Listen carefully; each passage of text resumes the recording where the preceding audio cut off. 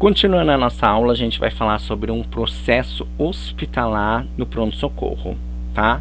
Por que um processo hospitalar? Porque o pronto-socorro, tá, é uma unidade hospitalar, como a gente já sabe, mas ele tem um atendimento, tá, de paciente, tá, graves, tá, ou com problemas logicamente agudos, tá? E aí, quando a gente tem um paciente grave, a gente precisa internar esse paciente, tá? É uma internação imediata, rápida, tá?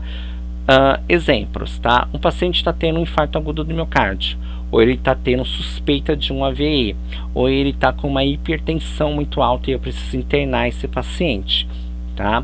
Ele vai chegar até a unidade, vai ser internado, e ali eu vou trabalhar com uma equipe tá? Disciplinar. Essa equipe multidisciplinar ou uma equipe multiprofissionais, que é a mesma coisa, tá bom? Que é, logicamente, eu vou trabalhar com médico, com enfermeiro, técnicos de enfermagem e com assistente social.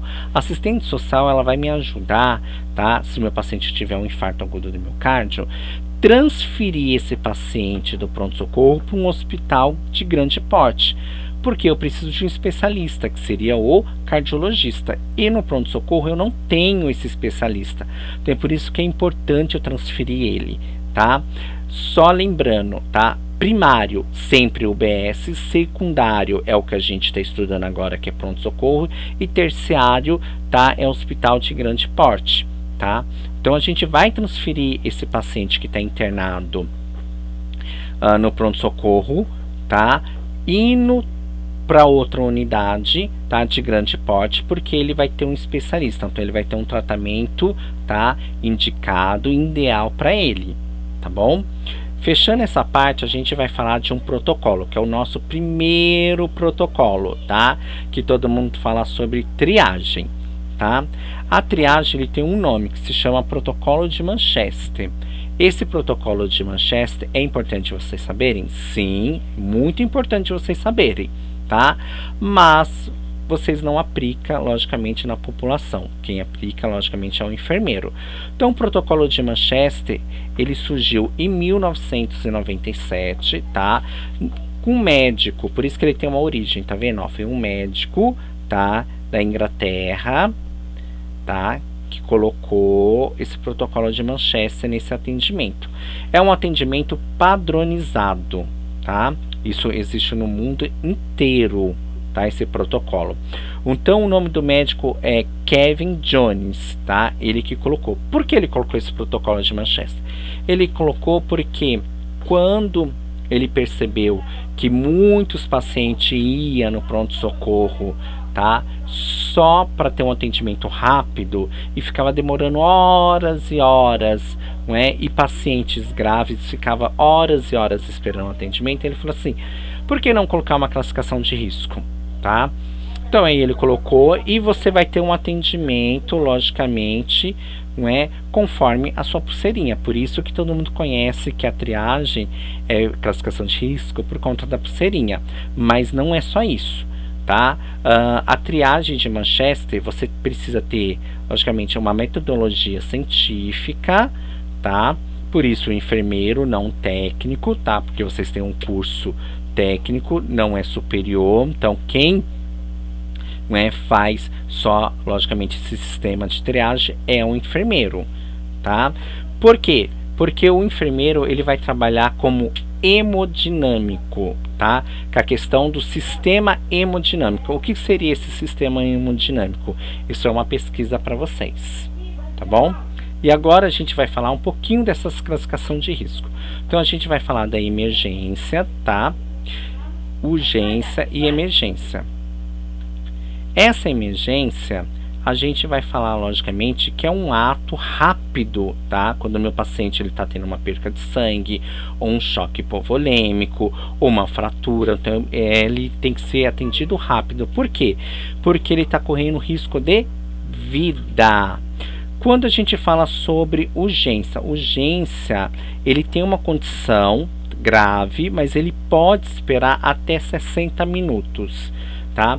Por exemplo, meu paciente chegou lá, tá, com uma asma, Chegou lá. Aí você vê que o paciente ele não está, não é, tão bem. Mas ele pode esperar. Por quê? Porque eu tenho outro paciente na frente. Por exemplo, tá? Chegou uma paciente com hipertensão. E eu estou, logicamente, com outro paciente que ele, logicamente, é asmático. Quem pode esperar? O asmático, se ele não tiver tanto atacado, tá? Porque o asmático ele tem 3 fases. Ele tem a primeira, que ele só está mesmo com uma sensação de falta de ar. Já na segunda, quando ele está logicamente com quase o pulmão não fazendo a hematose pulmonar, e ele tem a grave quando ele começa realmente ter uma parada cardiorrespiratória, que é onde a gente precisa prestar muita atenção, tá? Então seria um paciente de urgência, tá? A gente vai atender, logicamente, o paciente que está hipertenso. Por que hipertenso? O hipertenso ele pode me dar uma parada cardiorrespiratória também, ele pode me dar um AVE, ele pode me dar, logicamente, o meu paciente, se eu não atender ele muito rápido, ele pode ter uma trombose, ele pode me dar uma tromboembolia, tá? Então ele pode me dar várias outras patologias, tá? Pouco urgente, tá? Que é o verdinho, tá? O verdinho você pode esperar até 120 minutos, tá? É aqueles pacientes que não são tão graves, tá? Por exemplo, um paciente que foi logicamente para trocar receita, né? Que a gente precisa trocar receita logicamente aonde? O BS, mas acontece muito. Ou um paciente que está com uma dor de garganta, tá? É baixo risco, tá? Então aí a gente pode esperar. O paciente que está com uma gripe pode esperar também, tá?